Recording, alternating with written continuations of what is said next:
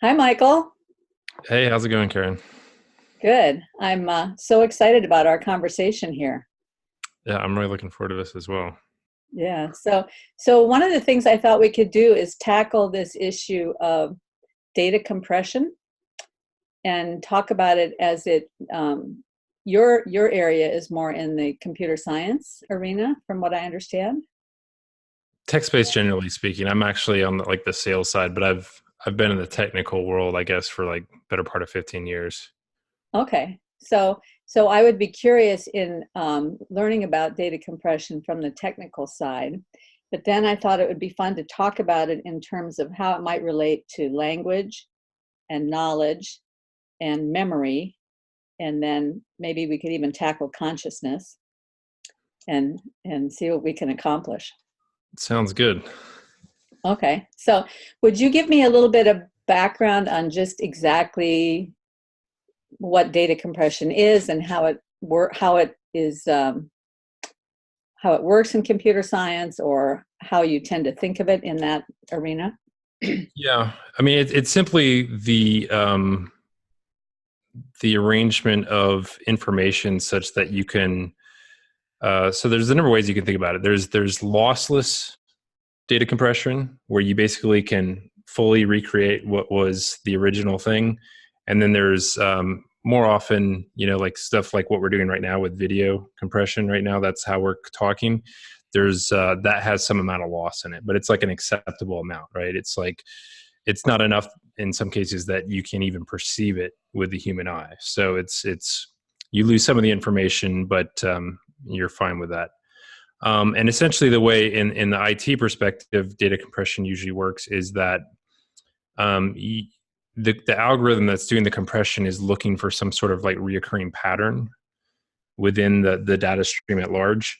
And so when it finds that pattern, it can now reference that pattern with like just a token. Like, so anytime pattern X occurs, I'll reference it with this little token here.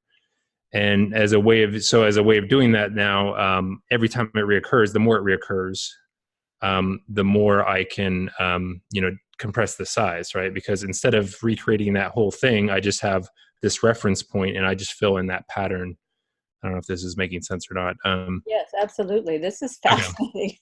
So, for instance, like a great way to think about it, like, so in our video conversation right now, a good way to think about it is like, I'm doing the talking right now, so I'm moving a good bit more than you are. Mhm. So a lot of the information related to your movements in the video stream are just don't have to be represented at all because they're not changing.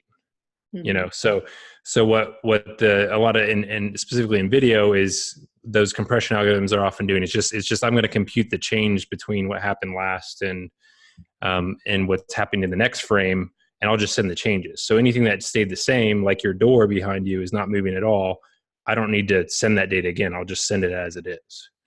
Right, and Um, everything that's behind you is not moving at all. So that just mhm. remains the same. And Yeah, and you can pick up on this once you learn to understand how these compression algorithms work. You can like say I'm watching a movie at home.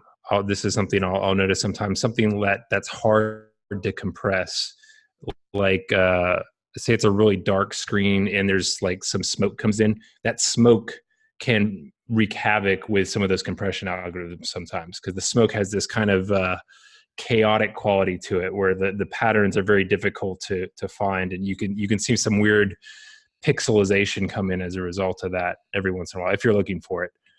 um, it's also why like I'll notice compression events or compression, I guess, artifacts you would call them, when I'm watching like sporting events and stuff, because in the sporting events there's so much going on that so many things are happening simultaneously that it's harder for those algorithms to work effectively, if that makes sense. sure, when everything's moving really fast, or when, like with smoke, when it's kind of amorphous, that makes me think a little bit about. I was watching this video about quantum mechanics and this idea that it's very hard to calculate the probabilities when he shows this kind of wave function is actually everywhere at once. And so it's kind of like a cloud. And so that's the way smoke would be, where there's many different possibilities where all those little particles of smoke are moving all at the same time. So so it's not calculable. Yeah.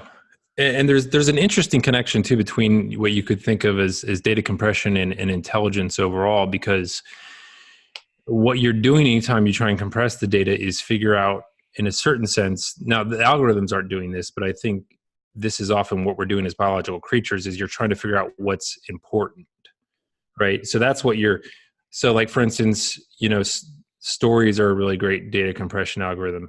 If I was to ask you, what was your day like yesterday? Like you would on the fly create this kind of, well, you wouldn't create it on the fly, but you would be referencing your memory of that day. And what would stick out to you as salient is what, all the layers of you as a biological being had noted as being important. So it would be a compression of those things that, after you've slept and it's all kind of compiled down distilled into something you would relate back to me in a story form.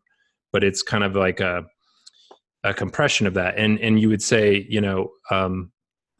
there's some kind of overlap between our ability to do that, I guess, efficiently, but also to actually focus on the things that really mattered in that day, right? Versus there's probably a million things that really mattered in that day that we don't have the intelligence or the perspective, that we just go by and miss, and sometimes we don't figure out till 10 years down the road what a impact that thing had on us. Mm-hmm. And we miss the impact that those things might have had on others around us as well. There might have been some thing that we said or something that happened that really was impactful in the rest of the universe, but we just didn't notice it.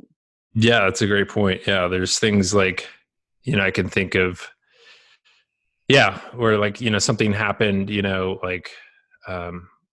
where somebody says something in an offhand way, but it really hits you between the eyes in some way, and it reframes your whole perspective on something. And for that person, it was just a throwaway comment, but for you, it was incredibly impactful. Mm-hmm. Yeah. So, so I'm thinking about something I heard about, I think it's frogs, that they don't actually see the way we see, where we're always calculating what we're looking at, but they only see, a picture, and they only see it every 4 seconds. So they get a picture of what the world looks like, and then 4 seconds later they get another picture of the way the world looks like. So when they are calculating, their brain has to determine where things are going to be based on where they were. Yeah. And they don't actually know until we're actually doing that too, but we are not aware of it. Like, for instance, even like a human just catching a ball, there's not enough time for the nerves. The nerves travel surprisingly slowly up and down, like say your arm. So you couldn't adjust in real time your arm to where the ball is going to be. Your brain has to make this quick prediction, about where it's going to get your arm there in time. So we're doing the same thing, but they're having to do it, I guess, at a larger scale, or like with less information to make that calculation. Well, so do data compression algorithms work somewhat the same way, where they're like snapshots of the data at certain intervals, and then and then they're just calculating what's happening in between? I think so. I mean, for instance, what's funny is, think of this story as a compression algorithm. Every time you retell a story, it changes.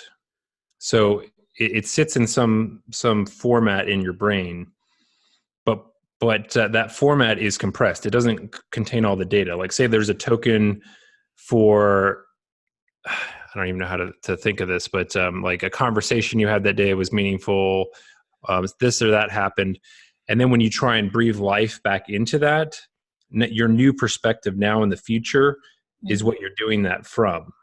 but so you're expanding it back out with, for instance, if there was a car in the story, you might mistakenly think that that was the car you're driving now. Whereas back then it was a different car, or like all these other things. Like you kind of fill in your framework now breathes life back into it. And so you'll change the story in ways that are imperceptible to you. But, if you had a video recorder, you might notice that, okay, actually a bunch of this actually changed in the retelling. And you retell it a lot of times with a lot of people telling the story, you get all kinds of changes to it. I find this happening a lot when I'm trying to put back together a conversation that I might have had with somebody. Let's say I tell my husband, oh, I had a nice talk with so-and-so yesterday, and he'll say, oh, what did you talk about? And I recreate the conversation. Yeah, it's difficult. It's really difficult to even calculate what the main theme was of the conversation. And so I find myself kind of simplifying in ways that isn't very satisfying. Mm-hmm. Yeah. I think especially these kind of conversations that you're having on your channel, they're kind of on the edge of our capacity to even articulate, even in this expanded form, in which, you could talk about these things for hours, right? And still not feel like maybe you got to the actual thing you were trying to say. So yeah, it doesn't compress well at all when trying to relate it to somebody else. I wasn't thinking about the compression thing, but yeah, that's true. Well, that's what you're trying to do. When somebody says, what was it about? You're like, okay, this hour and a half, what was all about? It's difficult, Yeah. Yeah. Well, it's so difficult to really talk about, especially when you're in relationship with somebody, to really try to explain what it is that you're thinking. You might say something and think that you're being perfectly innocent in saying it, but they receive it in a completely different way. And then you have to backtrack and try to explain, well, that's not what I meant. But then if you're really honest with yourself, you have to think, well, maybe I did mean some of that. And you end up down this rabbit hole. Yeah, it's that's the interesting thing about relationships is that you would think as you go on through time you would get better and better at communicating with people, but there's also this thing I find that emerges where the longer you're in a relationship, you start to make assumptions about the other person's internal state and how they think, and that in itself can be an impediment to actually hearing what they actually said, and what they really mean, and which is the interesting. It's like sometimes with a stranger, you can have a more honest conversation because you don't have those built-in assumptions, right? Mm-hmm. Whereas with somebody really well, you read into things more. You think you know what their motivations for using this word over that word are. When you might be right because you have some model of who they are but it's not exact. The model isn't them. It's a compression of them. Yeah, It's exactly. sometimes easier to forget that. Yeah. So I'm going to interrupt here for just a second and Sure. talk about something that's unrelated to data compression, but you made me think about it. Years ago, I used to be an intercultural consultant with a company, and the guy who started the company started it based on a protocol that he had developed called DIE, Description, Interpretation, Evaluation. And he used this with one person who would be a cultural informant and the other person would be new to the culture. Mm-hmm. So, for example, I was training Japanese business people, and things would happen where they would completely, from an American point of view, they'd completely misinterpret what they were seeing. Sure. So here's an example. These business people would come over, we'd put them up in an apartment for 6 weeks or 26 weeks or however long they were here for the training. And then we would teach them how to run all the stuff in the American apartment. And, they were young people, just graduated from college. So we'd have to teach them how to cook, how to make a basic roasted chicken, and, maybe how to put together a salad and stuff like that. Have to teach them how to do the laundry, all of that.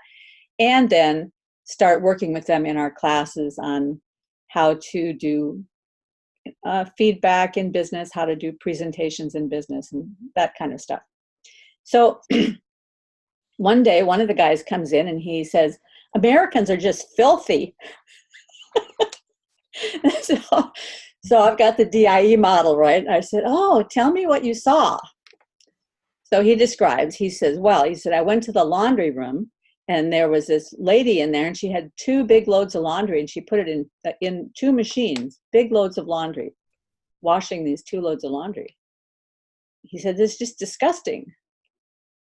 So I said, oh, well, can you interpret for me what you saw? So DIE, right? Well, in Japan, we do a load of laundry every day. We don't let it stack up in the corner someplace until it's big piles of laundry. He said, that's disgusting. So then I come along and I evaluate and I said, well, the difference is that in Japan, your laundry machine only holds enough laundry for one day because they have these tiny little washing machines. Yep. And you can only wash 1 towel and 2 pairs of underwear. And then you hang it up on the balcony. He said, yes, that's right. I said, well, in America, we have big washing machines. So you can save the laundry until you have a big load. And that way you use less energy and less water and so forth. It never occurred to him, right? Yeah. So he was making an assumption based on what he observed, what he understood, what was coming from his worldview. Mm-hmm. So I have found the DIE model to be very helpful, even in relationships, to try, but to get to the place where you can step back long enough to say, okay, tell me what you saw, and when you're in a long time relationship with somebody, they don't really want to do that. They just want to jump to the chase, cut to the chase. You said this is what it meant. It hurt me. And you can't go through that process. But if you can, it's a very helpful process to go through. Yeah. Yeah. I've often heard something similar from people that are like counselors. They'll say something like when you say something, get the other person to tell you back what they heard. Mm-hmm.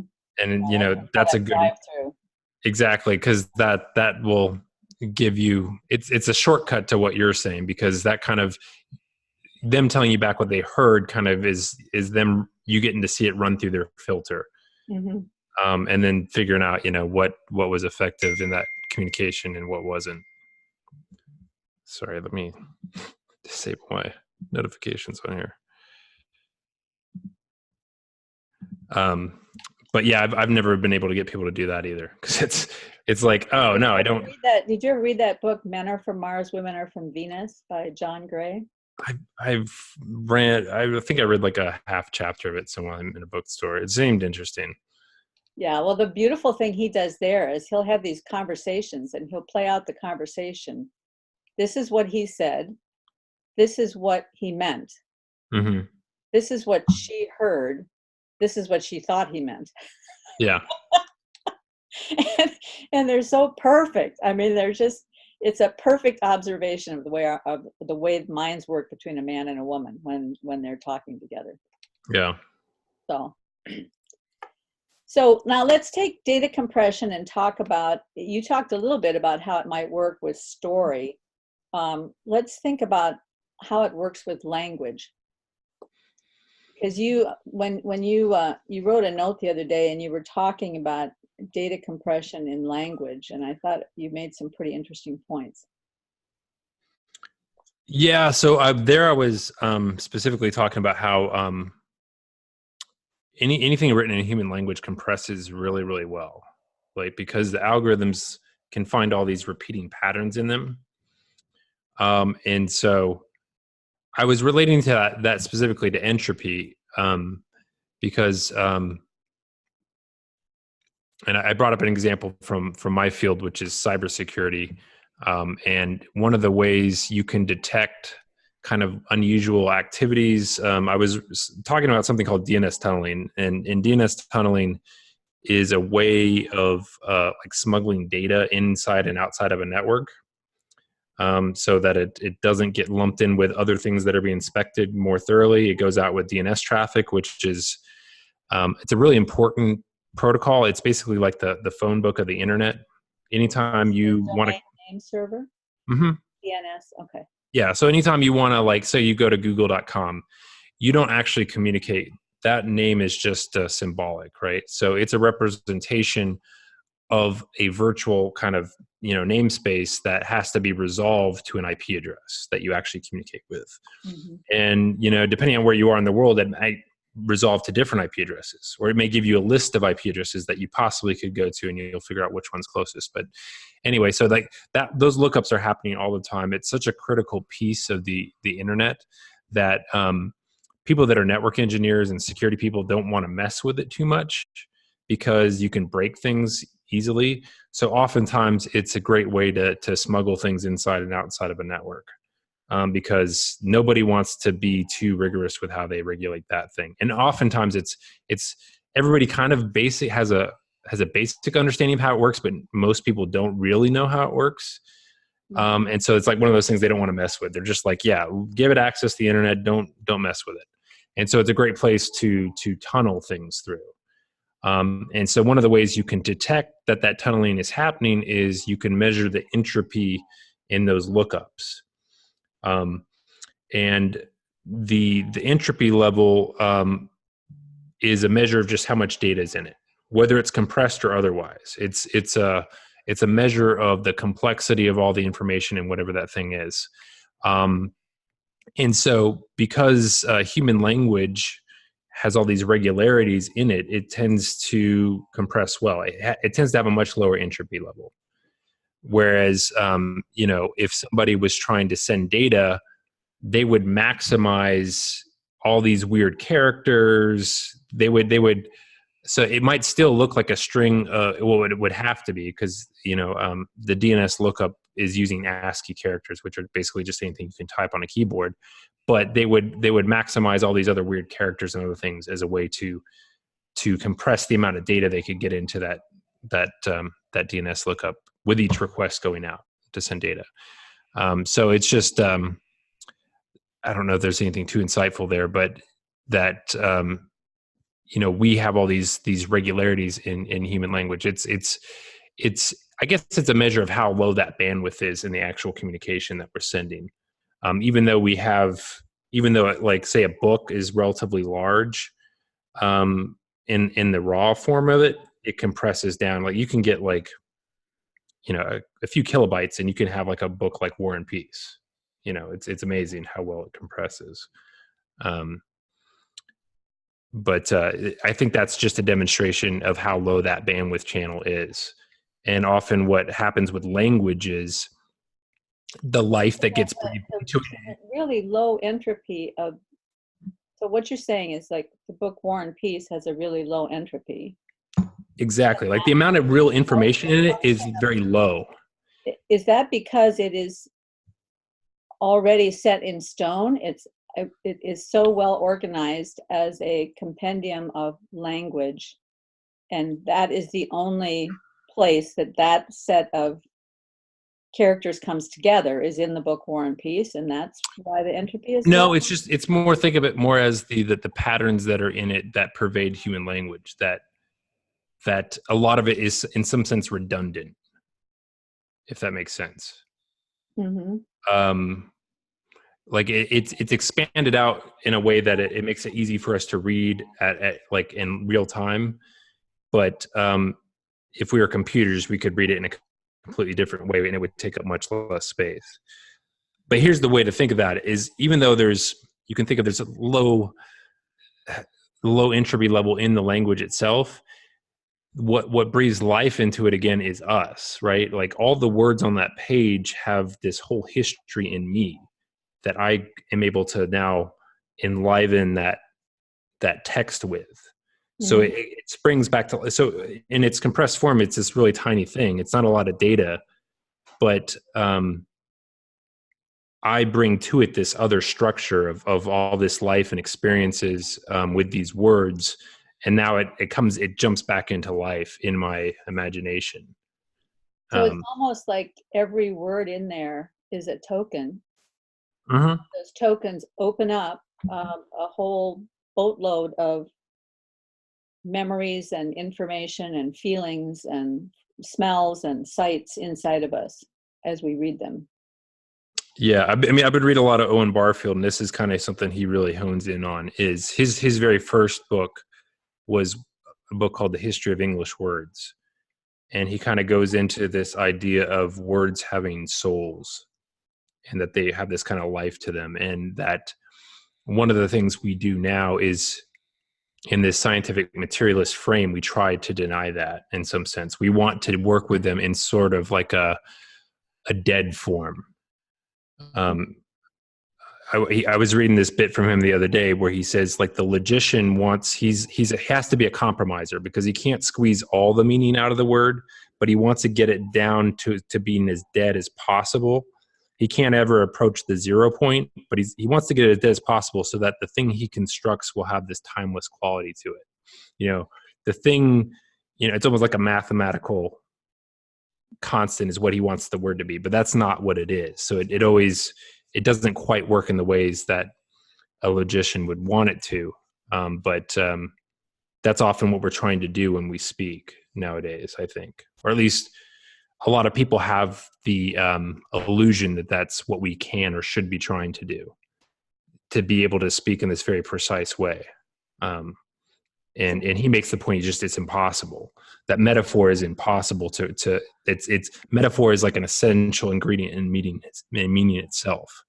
I was just reading a big section in C.S. Lewis' Miracles last night where he's talking about that very issue, that you might think you're getting rid of metaphor by getting rid of, say, talking about God as a father, but the minute you try to describe anything else, there's also metaphor in that description. It doesn't matter how far down you go, you're still using metaphor of some kind to discuss things that are not calculable by the senses. Anything that's outside of our senses requires metaphor. And in reality, even anything that is calculable by our senses requires metaphor to describe. So I want to add in a little bit here about when you were talking about words having souls and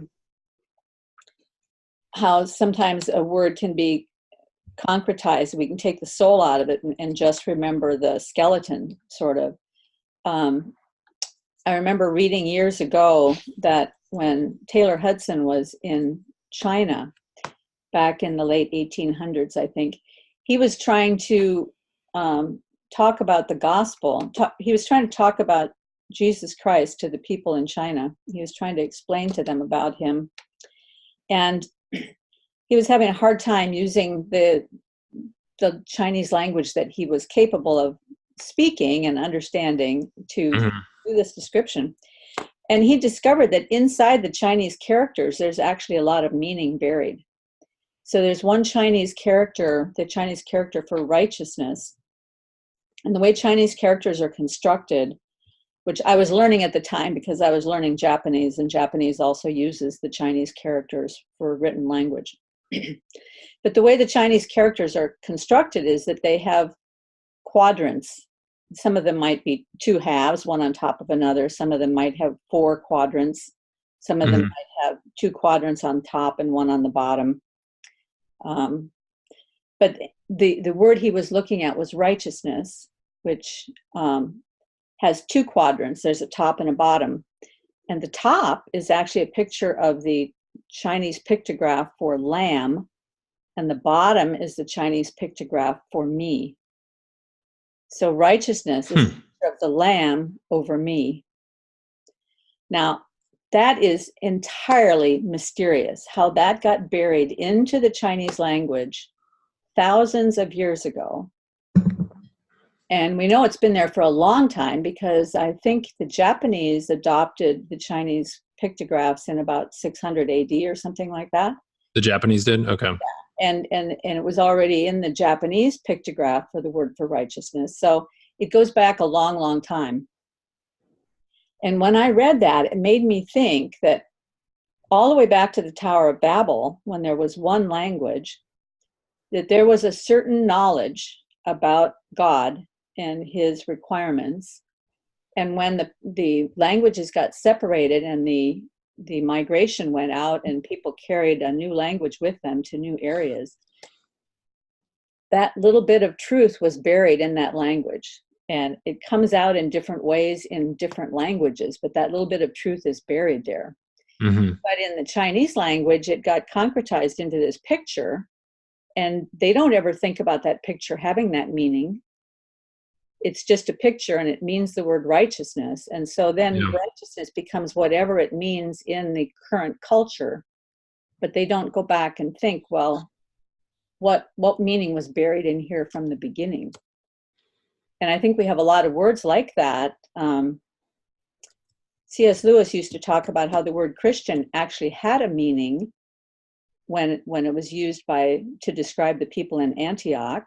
Yeah, I think it was actually used originally in a derogatory fashion. And then over time, when people began to use that for themselves, it began to describe a certain kind of people. And then it began to be a way of describing people who were kind or who were friendly. And then the word Christian began to take on the meaning of kind and friendly, like maybe 100 years ago. And then when people were using this, kind and friendly, then if you said someone was not a Christian, that was a pejorative. Yeah. Because that means they're not kind and friendly. So you were making a judgment against somebody, when actually Christian simply meant someone who believed or someone who didn't believe. Mm-hmm. When you say in the beginning it was a pejorative, I don't know what it meant then, but it's gone through all these iterations through the years. Yeah, I think it had something to do, like because again, especially in the Jewish world, I don't know where it originated, but I think it was I know I've heard from sources that it was pejorative in the sense that, like, Jesus was somebody that was a criminal and was crucified. So it was like, and so it wasn't thought of as like a positive thing to be associated with that. But of course, I'm filtering this through my memory of a million things I've heard. So I should have put that as a forewarning at this. I read a lot of things, and then I remember just a fraction of it. Yeah, so. I'm the same way. It comes in and I think about it. I mean, it does get in my data set somewhere, because it informs the next thing that I read, but it not always. It's not always recoverable with the right token. Yeah. And it's funny that, the things that do recall, that's the interesting about these conversations, is that it's weird. Like you plan on having a conversation about X, but then there's light gets cast in some weird direction that alights on something you completely didn't intend. Well, and that's where I think this whole thing about data compression and memory comes in, because what I notice is that if I'm talking to people that are completely different, new people to me, strangers, but we're talking about things that are very meaningful to me, memories will come back from 30, 40 years ago that I haven't thought about in decades, but the memory will come back full blown. I'm there. I can place where I was.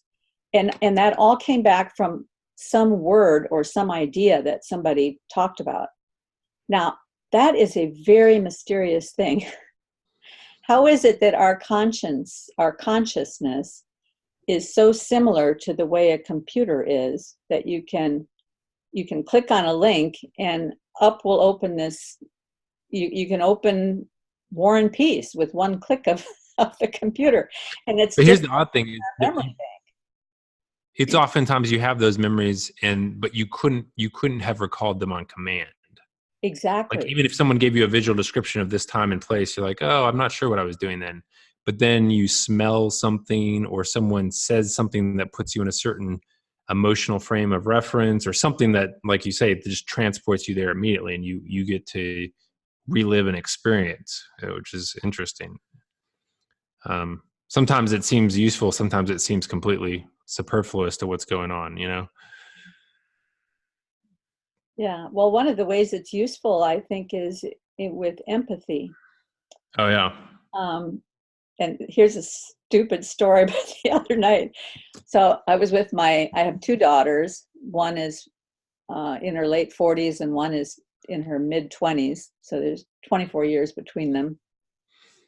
And then I have a granddaughter who's 13. So the four of us are having dinner together. Yeah.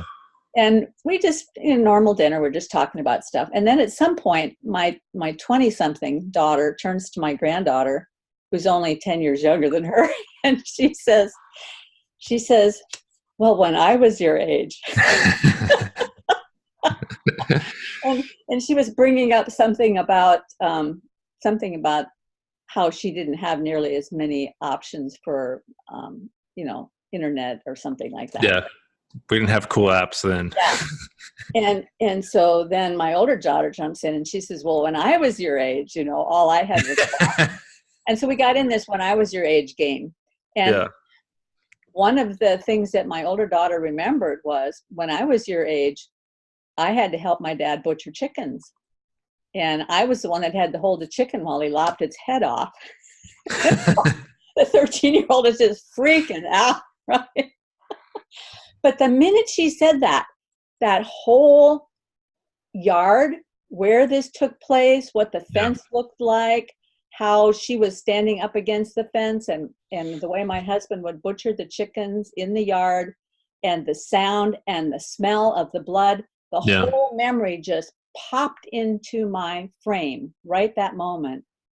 And it gave me so much empathy for my daughter, because it never occurred to me at the time how that was impacting her. Yeah.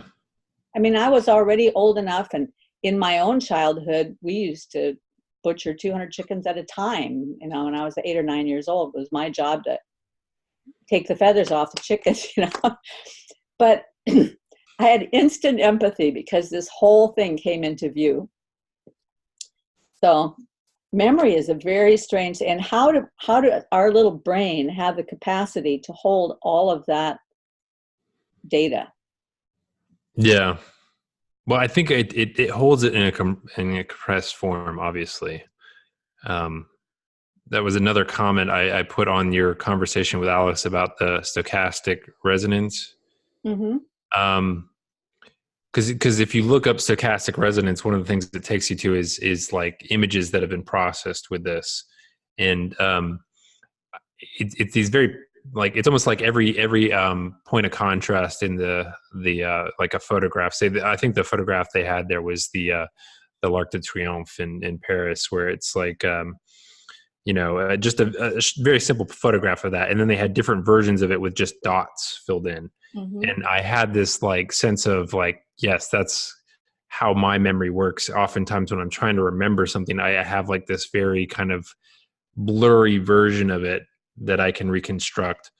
And it's often really good for recognition, because you can always tell if those dots overlaid on the original, you can always, like, there's an immediate match. So you can say, okay, yes, I recognize this, but oftentimes it's not good enough to like, I couldn't draw that in the detail. Mm-hmm. Like, I would be so off, but I could recognize, yes, this is that place, that exact place. But I couldn't, reproduce it. Which is, it's interesting, what it is that, what we hold on to again and what's important. And it's kind of built into Jordan Peterson's idea of maps of meaning, is that data compression idea as well. It's at a very high layer, right? It's like kind of like at this meta layer is what he's referring to. But I think all throughout our biology, every layer down, every part of us is working this out of trying to figure out what's important enough to pass up to the layer above it. And so what we get when you get to consciousness at the kind of the top of the hierarchy, it's this very small subset of things that we get to experience and kind of have our little consciousness vote on what we do next with, which is interesting. And that's, the kind of maps of meaning thing is Jordan Peterson's way of trying to articulate all that different filtering that builds up into consciousness, all those things. Cause that's one of the things he talks about this in some of his lectures. It's one of the discoveries of all that people pursuing AI right now, artificial intelligence. They're learning how much more complex the world is than we knew. And how is it? How do you take through this infinite possibility and funnel it down to something that can actually make decisions in real time? It seems like almost impossible that to do that in a meaningful way. And when I think about it, it makes me think more and more like what role God must be playing in consciousness, that the process of all that filtering out of all the data actually can sort and select things that are meaningful, rather than just random things. Now, you could say some of that, Jordan Peterson's argument is that, well, it's this evolutionary structure that's, 3.5, 4 billion years old, but even with that, I don't know. Like, it doesn't seem like there's enough matter in the brain to do that processing in an effective way for what we experience. But that's just kind of my intuition. I don't know. I don't have the math to prove that, but it just seems to me like, especially like when I think about, say, like a small bird, it has this tiny little brain and yet can navigate, migration paths, across the globe. How is it doesn't, I can't, I can't see that there's enough, even with all the compression. I don't see how it finds the meaningful way through that. Like, I don't know if I'm making myself clear or not, but absolutely. I'm thinking of this ant that I read about one time. There's an ant that actually farms aphids. The ant can make some sort of little thread very similar to a spider's thread, but it uses that thread to build little structures in between a couple of leaves that makes kind of a barn. And then the aphids stay in there so that they're protected from the elements. And then the ant will actually stroke these aphids. And as they stroke the aphid, out will come the milk that the aphid has gotten as it's gone around chewing up the rose bushes. Yeah. Now, that's just an ant. And it knows somehow how to do that. And it has all the necessary information and skill to accomplish this in order to keep its little thing going. and who knows how early along the evolutionary chain ants were. Very, very sophisticated machinery there. Yeah. Well, it's interesting. I was just watching something. It was three different people talking about Darwinism. That was I can't remember the guy's names, but he was it's David Galantner. It was kind of an unusual. We were watching the mathematical probabilities. David Galantner, David Berlinski, and Stephen Meyer. Yeah. So I've often, so I don't know if you saw any of my talks with Paul, but I basically, spent a long time out of the church. But even when I was outside of church, I never found the scientific materialist perspective convincing, because it just felt like even if you told me that, there was billions and billions of years, it just didn't seem like enough time to produce the kind of complexity around us. And that's kind of what I guess, I don't know why it's just now coming out, or if it's just now being recognized, but yeah, that the search space needed to make a functional protein is just ridiculous. I forget what it was, like something like, 1 out of 10 to the 77th power, functional so 1 out of that 10 to the 7th power to find out just one functional protein out of the mass of possible proteins. And then to think that you could search that space randomly and find the functional ones is like, it's crazy. It's like thinking, you could win the lottery every day for like a year, and then people would think, oh yeah, that could happen by chance.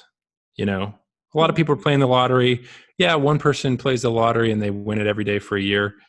No, everybody would immediately go, no, something of design happened there, But it's just weird to me that we can think that, I don't know. That's a huge search space, right? 1 to the 10 to the 77th is just an unfathomable amount of. Well, isn't it something like the number of particles in the universe is only 10 to the 90th or something like that? The number of all particles in the universe. So Yeah. I don't know if you've heard of James Tour. He's a chemist and he does nanotechnology. He's one of the foremost nanotechnology experts in the world. And he says, when you go back and you work the chemistry, you realize that there's no way it could have worked that way, because chemistry requires that the materials be in prime condition for the next step to take place. But everything degrades over time. So you might accidentally stumble on something that creates a certain something at some point, but by the time the next something was ready to be added to that, the original something would have degraded to the point that you'd have to start all over again. And Yeah, it says it's just impossible. Oh, it defies explanation to me. I just don't think that people can call themselves scientists. And that conversation was interesting because they talked about, why, Darwin was a compelling idea and why it's gained such a foothold. But, it just, we know too much now, I think, of the detail, both at the macro scale and the micro scale, to hold it in good faith and call it science. But it's clearly integrated into a particular worldview now, which is, makes it unshakable. The other thing they said, which is kind of related to what you were just saying, was how, like, okay, if we wanted to make any real significant change to an organism, like say, some predecessor to the giraffe, we wanted to turn into the giraffe. Well, to make that genetic change, it would have to be a mutation in the DNA that affected the organism very early in its life. So like in utero, it'd have to start building that long neck, or it's not going to happen. And the problem is, all the mutations we know about that affect organisms early in life, they're fatal. Like they just kill the organism. Mm-hmm. We don't know of, and a lot of the mutations we discover nowadays, even though they may provide some benefit to the organism, like say like antibiotic resistance for like some bacteria, it often degrades some part of the animal as well, like so that it's not functional in a broader sense. It's able to survive this specific antibiotic now, but its prospects for long life and longevity have been degraded in some real way, even though it can now survive this antibiotic. So we don't really know of mutations that are really creative in a generative sense, that we propose that Darwinism is the answer for all complexity in species of life. We don't have real good examples of that, and yet we still. What I think is really interesting is why Darwinism became so gripping, so popular to people. And what it makes me think about is, and my brain works in odd ways, but you had mentioned something about zip bombs. Uh-huh. Can you describe a zip bomb? Yeah. So in cybersecurity, it's a file that's really small.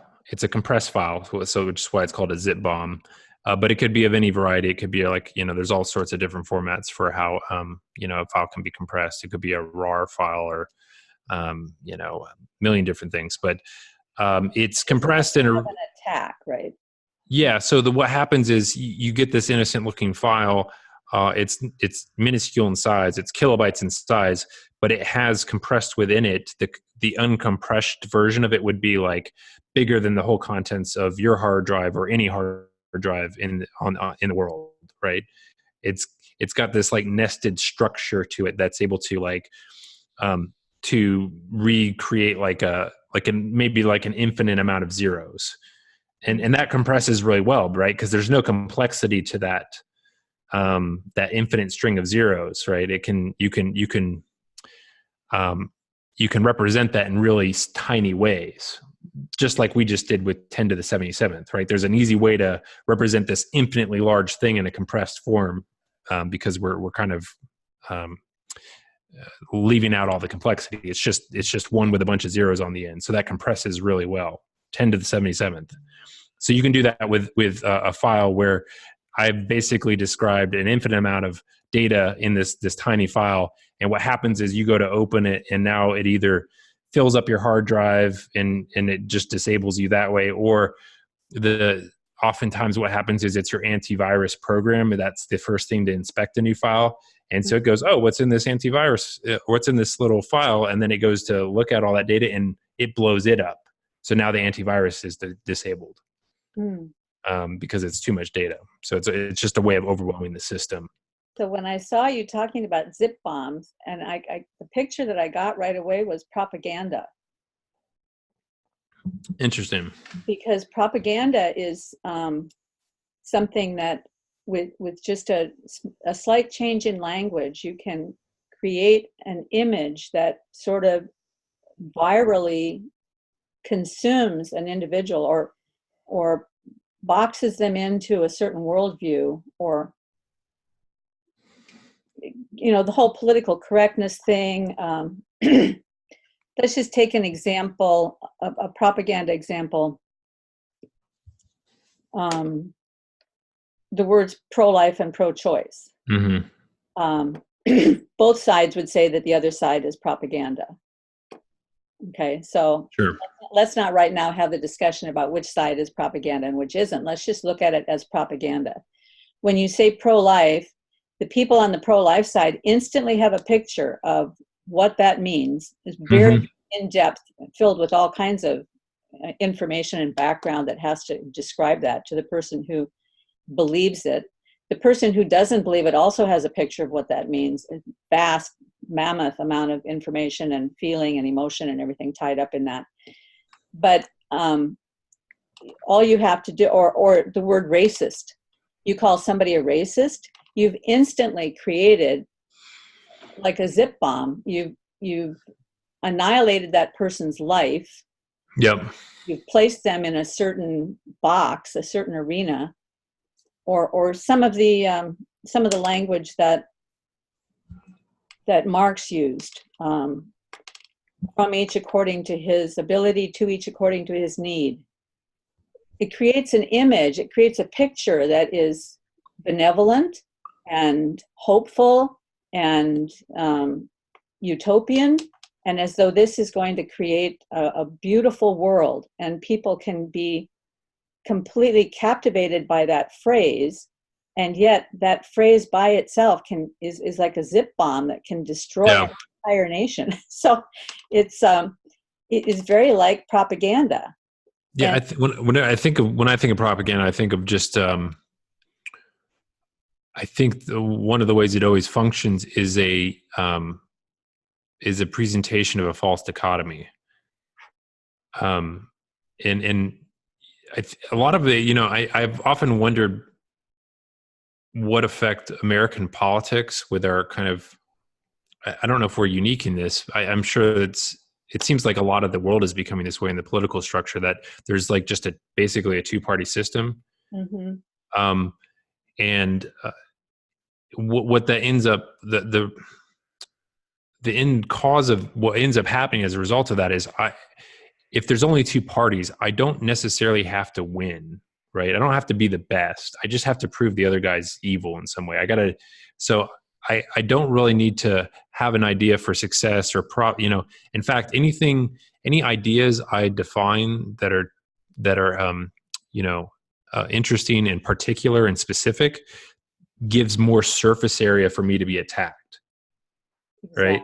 So the propaganda, what my better move is to say things that are just generic, again,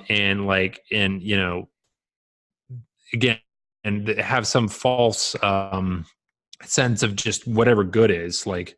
And C.S. Lewis said this, that in his book, he has a book, Studies on Words, too. I don't know if he was influenced by Barfield, but in his book on Studies on Words, he makes the observation that any word that ends up getting taken up by politics, it degrades, and it has no descriptive power or complexity. It just ends up being a synonym for good or evil. And so that's what people pick up, just those words that already are a synonym for good or evil. And that's what their message will be. Again, and it presents this false dichotomy. It's either A or B, when the reality of any... That's where Jordan Peterson is talking about excess order, right? Right. You end up with a world which is so ordered because it's described only by these very simplistic words and simplistic images. And so it's too much order inside that space because there's not enough knowledge. There's insufficient knowledge.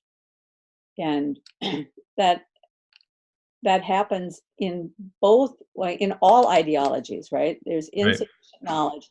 It's very tightly described by very meaningless words that have only this capacity to generate fear. And Yeah.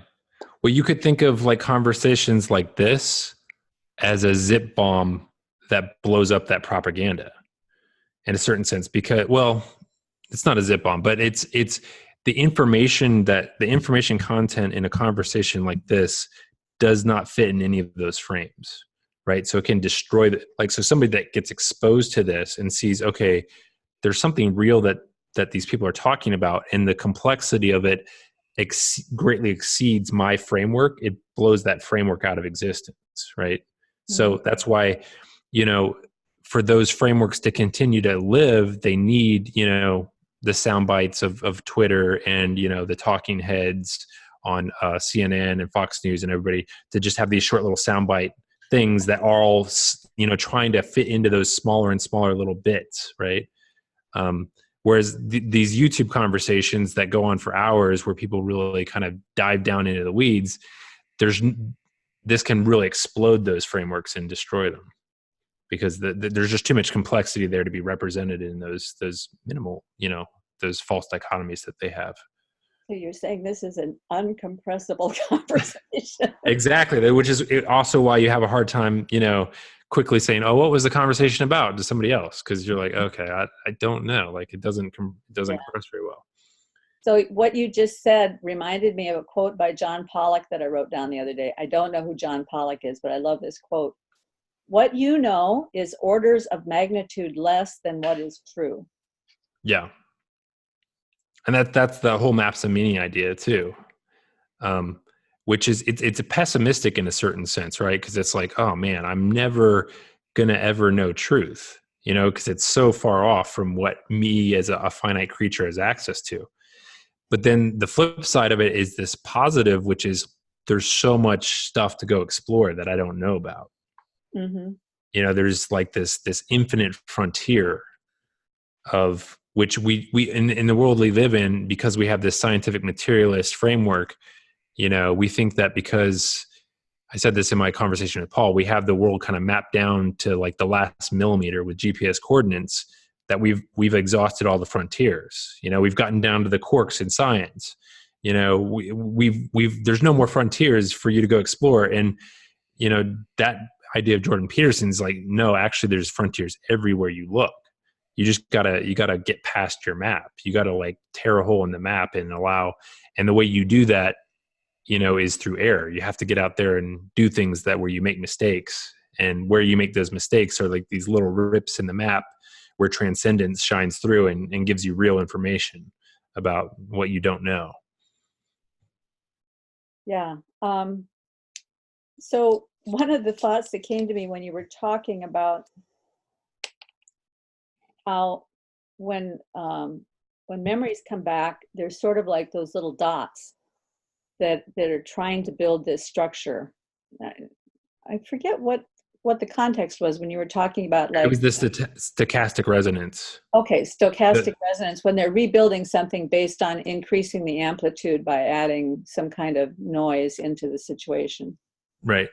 And so you get these little dots. And one time I was watching how the Mandelbrot set was constructed. And you familiar with the Mandelbrot set? Yeah. Yeah. So when he first had that idea, the first images were very much like that. They were just little dots kind of marking out the perimeter of this shape that he couldn't quite discern. But then over time, when they worked with it more, they were able to get a very refined look at the border of it.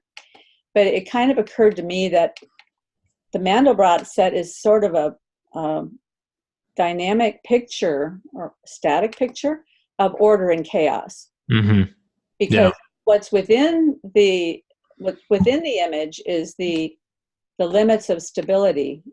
The border kind of shows the limits of stability, but the border is very, very active and very interesting border. There's lots of little places to play in that border. Yeah. And you can go out a long ways. In fact, you've looked at those probably infinite animations where you keep zooming into the picture. Yeah. And so without losing stability, there are still many, many, many places to explore along the edges. And that makes me think about Jonathan Peugeot when he talks about how all the monsters live on the margin. Mm-hmm. but the margin is also where all the creative opportunities are. And then Jordan Peterson talks about the margin being that space between order and chaos where you're at your most creative. And so that all makes me think that there's something about the Mandelbrot set that is more than it seems to be. I know it's just a picture of a mathematical formula, but there's something else there. And yeah, I think you're right. It is like how you can keep zooming into it to an infinite level, and the pattern keeps appearing at every level. Mm-hmm. Something you said. Well, I just got. Have you read Jonathan Peugeot's brother's book by any chance? Yes. You did? Okay. I'm curious what you. Like a year ago, so I don't remember all of it, but I remember just. I just got it in the mail the other day. Blowing up, man. Did you find it effective or interesting? Yes, I would say, especially the first half of it. I was like, yes. This is kind of the way I see the world, and yes. And then I got in the second half of it, and I'm like, not so sure. I hit a certain point where I couldn't quite go with him, but I should read it again. And yeah, I'm curious. I got it just yesterday, and I didn't realize that it had all these pictures in it. So I found that interesting, that it was like these visual representations of things, which when the conversations I've heard about it, I wasn't able to pick up on at all.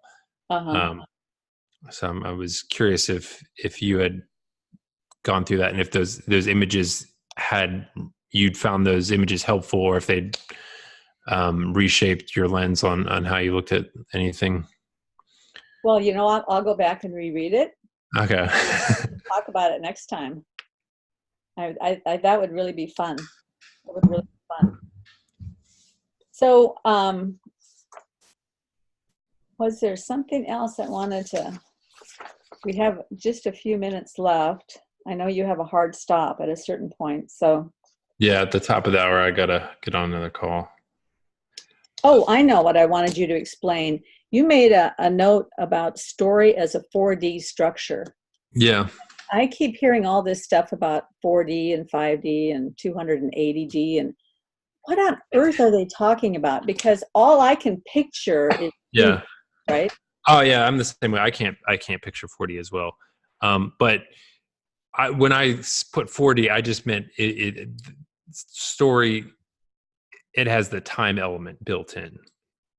So So you're thinking of time as the fourth dimension, right? Because that's what stories are all about, right? That's stories. Like again, stories are this amazing data compression algorithm. I just the more I think about them, the more I get kind of like, it's just amazing how much we can compress into them. And again, part of that's because you say something in a story form, and then you in the telling of it, and then the other person receiving it, they breathe this life back into it with their experience.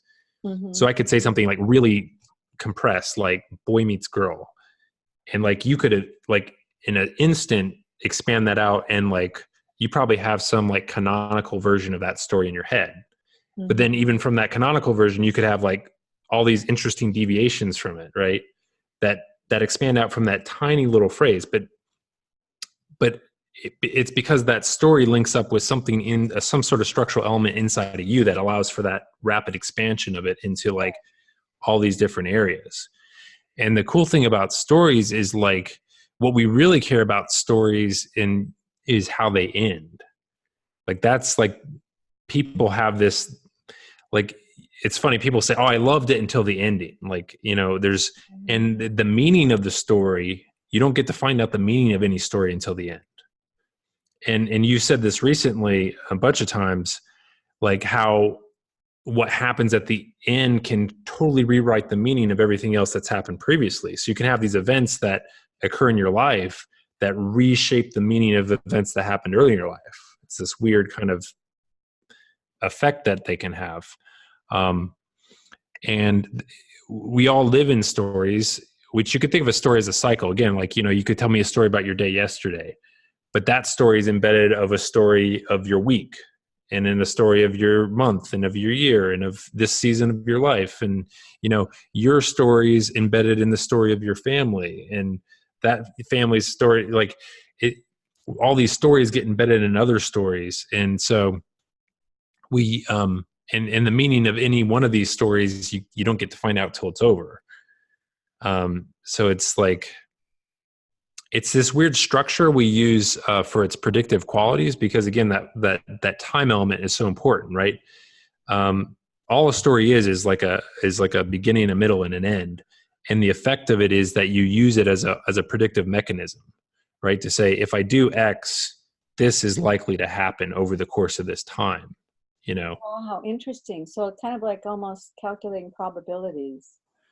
Exactly. Like, and so knowing the canonical version plus all the deviations to it is really important too. Like, that's why we always want a twist on the story when we hear it, right? Because that's, if it holds together. And, you know, that's the other thing you always look at. I always think like we rate stories based on how much useful information they give to us. Like, you know, there's a sense in which the story has to ring true or it's not a good story.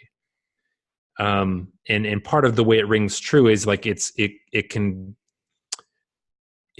retains some essential structure that's mirrored within us, but then it has this kind of wrinkle that also rings true, that it's like it's that light shining through the map. It's like, oh, here's some more information. And we want both of those things. You know, we want the archetypal story, but it's got to be embodied in a new way. Let me throw something at you here. Right. My husband and I look at movies very, very different way. Okay. Mm-hmm. So one of his favorite movies is Meet the Parents. Okay. You ever seen that film? That's the Ben Stiller? Yes. Okay, yeah. Okay. I almost can't stand to watch that movie, not because it's not very entertaining, but because I know within the first 10 or 15 minutes, everything is going to go bad all the time.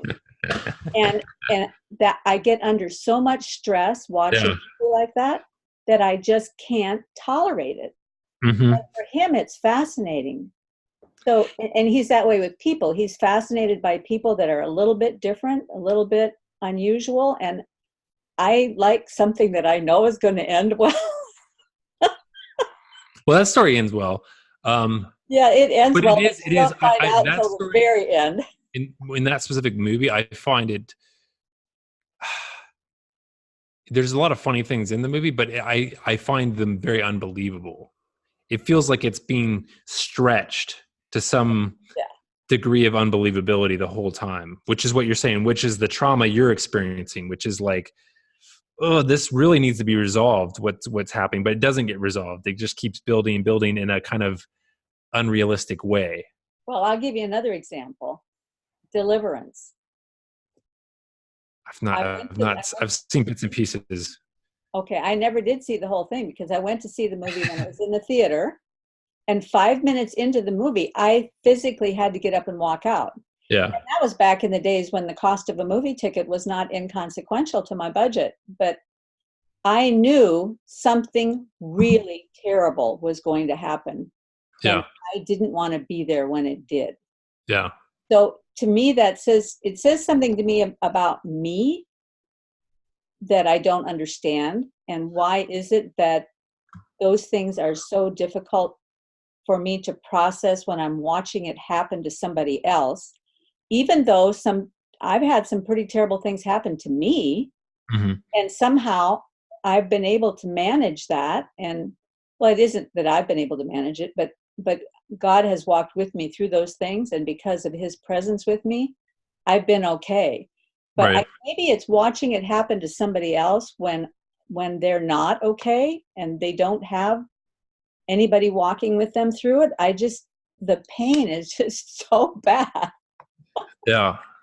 It's interesting how like certain things are going to happen in stories. I often have this experience like in this day of Netflix now where like I'll be watching some show and like I have to pause it for some reason to go do something. Mm-hmm. And while I'm pausing it and going doing that other thing, I come back and I know what's going to happen next. It's like somehow, the only time this is ever notable to me is when it's a surprise what happens next, and I know it, right? Like it's some twist, and it's off, and I'm always like, it's funny because it's like obviously somehow I know that, like some part of me knows that, but I don't consciously know how I know it. Mm-hmm. Like it has to be like some sort of change of like there must be like someone raises an eyebrow or some subtle tell is being portrayed through some of the actors' interactions, but and in real time I wouldn't probably pick up on it, but the pausing and coming away and it's still kind of floating in the back of my mind, I come back and I'm like, oh my gosh, this is what's going to happen next. Mm-hmm. And a related note, I was watching one of Paul's videos the other day where he was talking with what's the guy, Benjamin Boyce. Mm-hmm. And I have this experience nowadays where I often will just be completely like overcome emotionally by something, like, and it's like it's the weirdest thing. I actually have like a catalog of things because I decided like this, like in 2016, I decided this is when it all started. It's kind of been part of my journey back to like going back to church and exploring my faith. Is like I decided I was going to start paying attention to it. So I have a catalog of all the things in my life, not all of them because it happens too frequently to keep track of, but I often now have it. Because I'm paying attention to it, I often now will have the experience of knowing it's going to happen before it does and not knowing exactly why. So the other day I was watching Paul and he was talking, and something about the way he was talking, I was like, I know this is going to happen. Like, I know this is what he's going, and I paused it and I'm like, I know what he's going to say next is going to make me cry, which is weird. And then it was a bit where he was talking about seeing God's glory on like all the little conversations that were happening at his meetup. And I mean, there must have been something in his emotion. Like he doesn't like, cause he's such a public speaker. He doesn't give away a lot, but there must've been something in like how he emoted something before that let me know that he was going to say something that was moving and personal to him. But it was weird like that. Like it makes me, back to your point of like, we know all sorts of things that we can't articulate that are beneath the surface, that is in that implicit layer of knowledge that you couldn't describe to somebody, but it's a real component of truth. It's a real component of the most important. It's probably more of that is what's most important to you, and less of it is what you can actually articulate. I would love to explore this more in our next conversation. How these things how do we recognize truth, and how do we recognize falsehood? Because I had some ideas on that based on our previous conversation too. And what you just were talking about with having these strong emotional reactions, I'm pretty confident that that's tied into your faith, because I have had those same experiences. Sometimes they have been so overwhelming that I'm like transfixed in a place. I can't quite describe where I'm at, but I can't I literally can't move from that place that I'm in. The emotion is so overwhelming. No.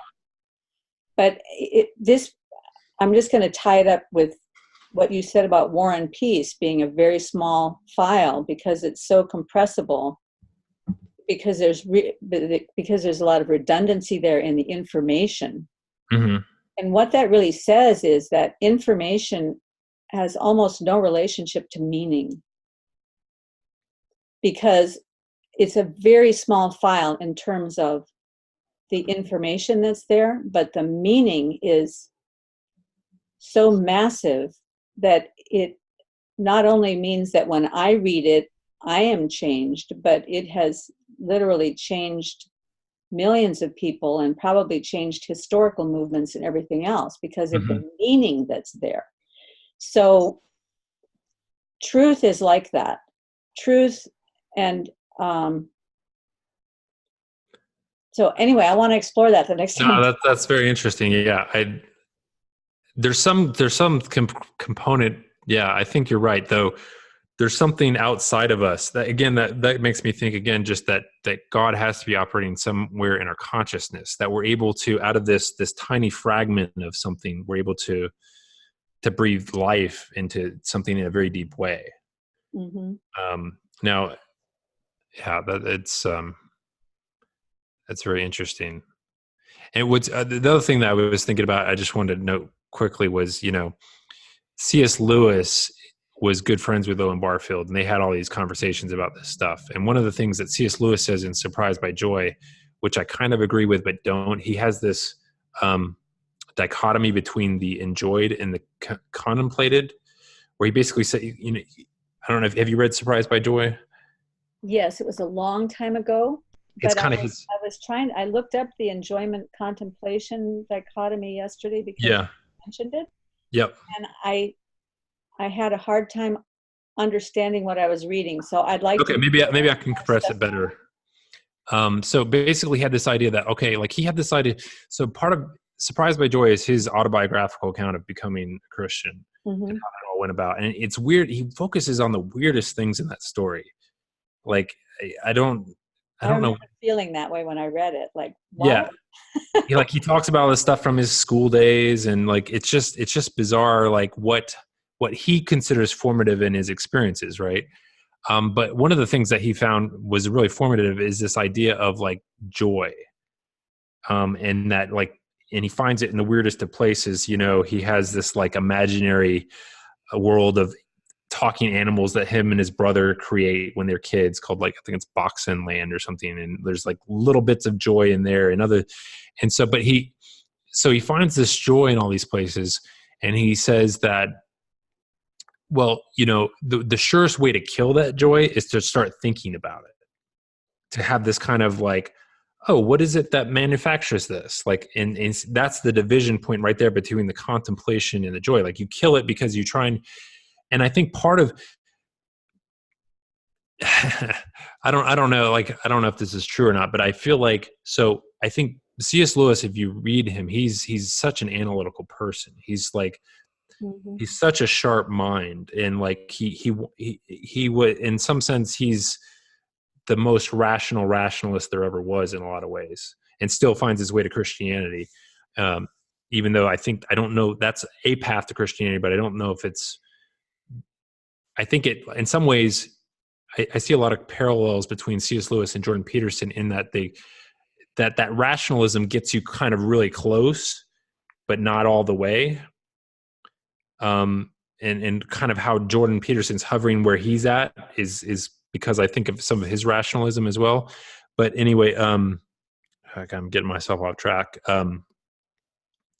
I think, because I often have the experience, since I started trying that experience I have where I'm overwhelmed with emotion, it reminds me a lot of that experience of joy as well.